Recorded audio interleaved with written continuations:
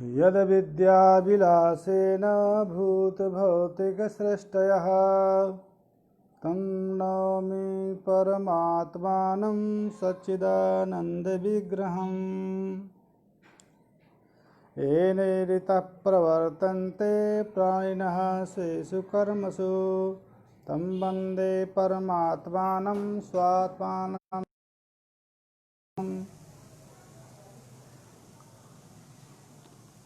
इसके जीव साक्षी ईश्वर साक्षी भेद से प्रत्यक्ष के दो प्रकार बताया। द्विविध प्रत्यक्ष है। एक ईश्वर साक्षी प्रकाश्य, ईश्वर साक्षी जन्य या जीव साक्षी। उसमें बताया भी है वो अंतर, वो अनेक है। जीव साक्षी शरीर प्रति जीव भिन्न भिन्न है। प्रति शरीर भिन्न नहीं होगा तो चैत्रवगत अर्थ की प्रतीति मैत्र को भी होगी यदि एक ही साक्षी रहेगा। इसलिए जीव साक्षी अनेक हैं, क्योंकि जीव साक्षी की जो उपाधि है अंतःकरण, ईश्वर साक्षी एक है, उपाधि अविद्या है वो एक है। उपाधि एक होने के कारण उपाधि में प्रतिबिंबित जो चैतन्य है वो साक्षी। उसमें प्रश्न कर रहे हैं कि अविद्या एक कैसे हो सकती है। अविद्या एक नहीं है, क्योंकि पूर्वरूप येते, यहाँ पर माया भी में बहुवचन है। यदि माया एक होती तो इंद्रो माया पूर्वरूप येते यह प्रयोग होता। श्रुति में माया शब्द में बहुवचन का प्रयोग किया है, इसलिए माया अनेक है। माया भी बहुवचनस्य कहा। ये माया भी में जो बहुवचन है वो बहुवचन माया परकत्वेन नहीं है। माया के एक होने पर भी मायागत जो शक्ति विशेष, वो मायागत शक्ति विशेष अनेक है। तो माया भी माने माया अर्थात माया शक्ति भी। इंद्रः परमेश्वरः पुरुरूप पुरुष रूपताम एतित्यर्थः। मायागत जो सत्व रजतम रूप, एक तो ये हो सकता है माया शब्द का गौणी लक्षणा के द्वारा मायागत शक्ति मान लिया जाए। एतास्त लक्षण मंचा क्रोशंति, मंच की जिस प्रकार से मंचस्थ में लक्षणा है उसी प्रकार से माया की मायागत जो शक्ति है उनमें लक्षणा मान लीजिए। माया का अर्थ माया शक्ति हो जाएगा। शक्तियाँ अनेक हैं। अथवा सत्व रजतम त्रिगुण है, ये त्रिगुण पर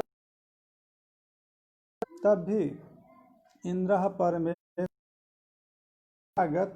सत्व रज ही पूर्वपिता में। अतः माया में जो माया भी यहाँ पर जो बहुवचन है वो माया परकत्वेन नहीं है, अपितु मायागत शक्ति परकत्वेन मान लीजिए। यद्वा मायागत गुण परकत्वेन, माया की शक्ति अनेक हैं तथा गुण भी सत्व रज और तम बहुवचन हो गया। दूसरी बात, कहीं एक श्रुति में माया में बहुवचन देख करके आप माया में अनेकत्व परिकल्पित कर रहे हैं। माया में तो एक वचन भी अनेक जगह है। मायांतु प्रकृतिं विद्यात् मायनन्तु महेश्वरम। श्वेताश्वपनिषद। दूसरी बात, तरत अविद्याम, यहाँ पर भी अविद्या में एक वचन विपता। इस प्रकार से ये जो आपका मायाम तो प्रकृतिम विद्यात, ये है आपका श्वेताश्वपनिषद। और दूसरा तरत विद्याम विदताम हृदय से यस्मिन निविशते योगी माया मेयात, ये भी आपका श्वेताश्वतर उपनिषद। दोनों श्रुतियों में माया शब्द में एक वचन आया। दूसरी बात, अजाम एकाम लोहित शुक्ल कृष्णाम वही प्रजा सजमानाम स्वरूपा अजो एको जुष्माणोनुसेते जहात तेनाम भुक्त भोगाम अजोन्य। ये भी श्वेताश्वपनिषद का है। यहाँ पर भी एक वचन का प्रयोग हुआ है। इत्यादि श्रुतियों में एक वचन यदि कहीं एक स्थल में माया शब्द से बहुवचन दृष्टिगोचर होने से माया में अनेकत्व आप मान रहे हैं। अनेकत्व को हमने बता दिया, वहाँ माया परकत्वेन बहुवचन नहीं है, अपितु मायागत शक्ति परकत्वेन है, या सत्व रजतम गुण है तद परकत्वेन।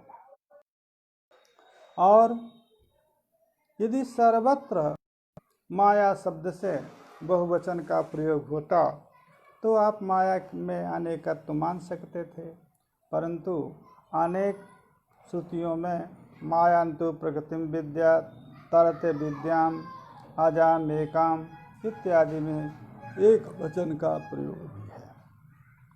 श्रुतिषु एक वचन बलेन लाघव अनुगृहीतेन मायायाः एकत्वं निश्चीयते। लाघव अनुगृहीत, यतः अनेक श्रुतियों में एक वचन का प्रयोग है और कहीं स्थल विशेष में माया शब्द में बहुवचन का प्रयोग किया गया है, वहाँ पर भी वो जो बहुवचन है वो शक्ति परकत्वेन या गुण परकत्वेन है। इसलिए बल से लाघव अनुगृहीत जो एक वचन है उसमें लाघव भी है, अनुगृहीतता भी है, अतः होता है। इसलिए जो एक अविद्या है, उपाधि एक है, तदुपहित जो आपका चैतन्य है, वो चैतन्य जो है तदुपहितम चैतन्यम ईश्वर साक्षी एक है। दूसरी बात, उपाधि के अनादि होने के कारण तदुपहितम चैतन्यम ईश्वर साक्षी, वो अनादि है, क्योंकि कारण चैतन्य तो स्वयं अनादि है ही, यदि हो गई तो वो अनादि है। जीव साक्षी का की जो वो अंतःकरण है, वो अंतःकरण उपाधि के शादी होने के कारण साक्षी है, उपहित साक्षी है, वो भी शादी है, अनादि। तत् मायायाः अनादित्वात्, माया यतः अनादि है, अतः माया प्रतिबिंबित माया उपहित जो साक्षी है अनादि है। अब माया और छिन्न जो चैतन्य वो परमेश्वर। जब माया विशेषणत्वेन अन्वित है चैतन्य में ईश्वर है, माया है विशेषणत्व ईश्वरत्व, और जब अवच्छेदक है चैतन्य का, तब साक्षित्व यही ईश्वर अईश्वर साक्षित्व का भेद है। न तो धर्मिणो ईश्वर साक्षिणो भेद। धर्मी जो धर्म हुआ ईश्वर पक्ष में विशेषणत्व धर्म हुआ, ईश्वर साक्षी पक्ष में उपाधित्व धर्म हुआ। उन उपाधियों के भेद से जीव और ईश्वर का, जीव साक्षी ईश्वर साक्षी और ईश्वर का भेद कहा। चैतन्य है वो चैतन्य में भेद नहीं, चैतन्यम तो एकमेव। उपाधि भेदेन उपाधि विशेषण रूप धर्म भेदेन साक्षी जीव ईश्वर। हेलो, इसलिए जो धर्मी हैं वो धर्मी चैतन्य है, धर्म है माया एक साक्षी पक्ष में उपाधित्व धर्म है, और ईश्वर पक्ष में विशेषणत्व धर्म है। सच परमेश्वर एक है, ये परमेश्वर भी एक है। क्यों? जो उसकी उपाधि है माया, उसके एक होने के कारण उसका विशेषण जो माया है, उसके एक होने के कारण माया विशिष्ट चैतन्य भी एक है। सच परमेश्वर एकोपि, वो परमेश्वर तो एक ही है। उपाधि भूत माया निष्ठ सत्व रज गुण भेदेन ब्रह्म महेश्वरादि शब्द वाच्यता। माया रूप जो विशेषण है,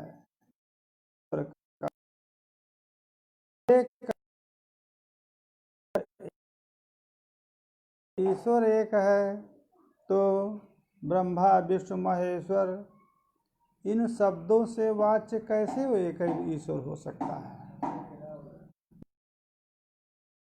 कि जो माया है वो माया त्रिगुणात्मिका है। सत्व रज तम है।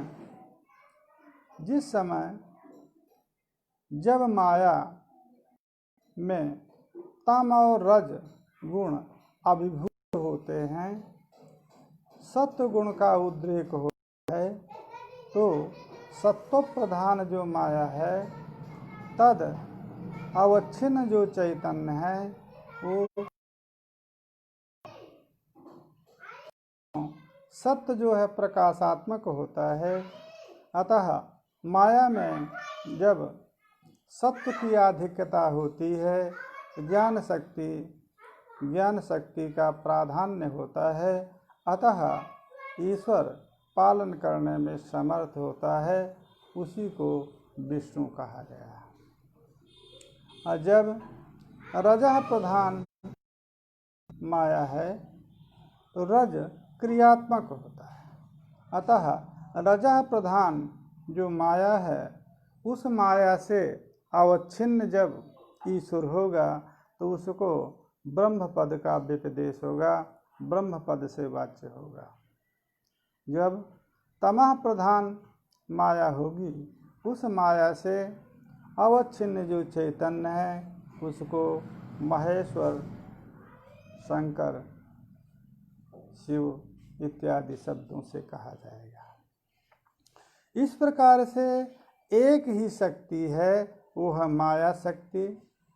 वो माया शक्ति जब रजः प्रधान होती है तब महाकाली, जब सत्व प्रधान होती है शक्ति तो महालक्ष्मी, तमः प्रधान जब होती है तो सरस्वती।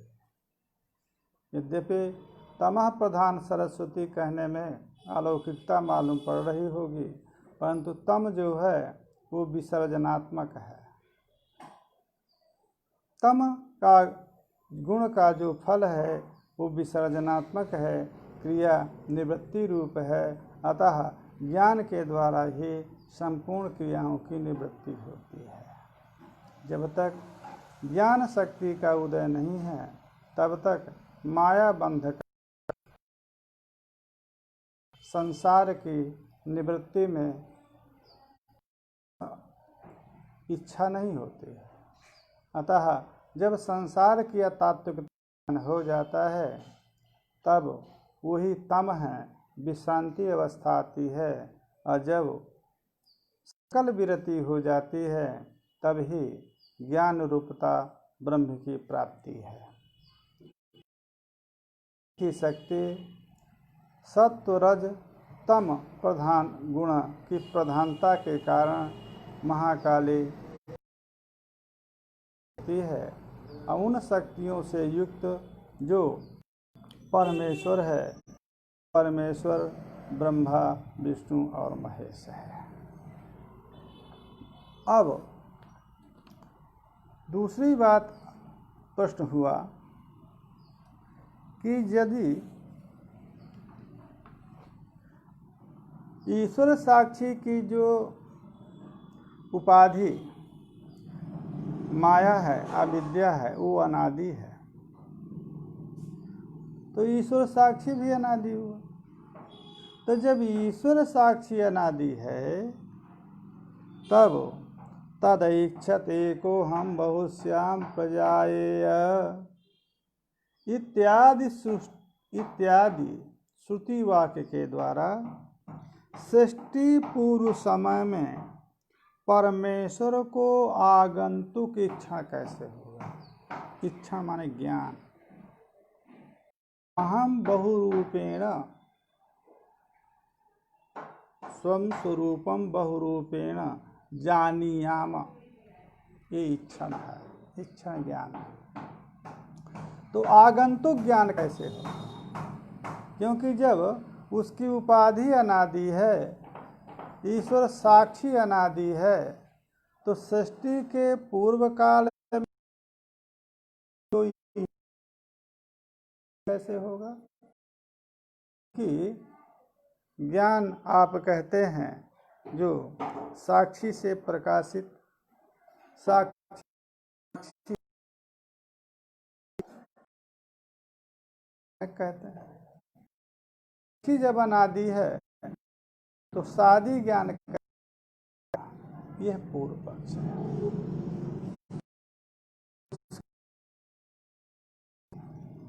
यथा विषयेन्द्रिय सन्निकर्षादिना जीवोपाधि अंतःकरणस्य वृत्तिभेदाः जायन्ते। यदा विषयेन सह इंद्रियाणां सन्निकर्षः भवति तदा तद सन्निकर्षेण जीव साक्षी जीवोपाधि जीव साक्षी साक्षिणः उपाधि या अंतःकरणम यद अंतःकरणम तस्य वृत्तिभेदः जायन्ते। जिस प्रकार से इंद्रिय का यद यद विषय के साथ इंद्रिय का सन्निकर्ष हुआ तत्तद विषयाकार जीव साक्षी की उपाधि जो अंतःकरण है, वो अंतःकरण का भेद होता है, परिणाम का भेद, परिणाम भेद होता है। परिणाम रूपेण अंतःकरण रूप उपाधि वो भिन्न हो जाती, और उस उपाधि से उपहित आपका जो साक्षी है, जीव साक्षी है, वो भी भिन्न भिन्न होता है। घट का इंद्रिय के साथ सन्निकर्ष हुआ तो घटाकार अंतःकरण और वो का परिणाम है, वो अंतःकरण ही है। उस उपाधि से उपहित साक्षी हो गया, वो साक्षी घट विषय को प्रकाश, और पट से इंद्रिय का सन्निकर्ष हुआ, पटाहकार जो अंतःकरण का परिणाम हुआ, वो अंतःकरण का परिणाम अंतःकरण रूप है। उससे उपहित जो साक्षी है वो पट को प्रकाश, एक ही अंतःकरण के भेद इंद्रिय विषय इंद्रिय सन्निकर्ष आदि के द्वारा होते हैं, तो अंतःकरण भिन्न हो जाता है। उससे जायमान ज्ञान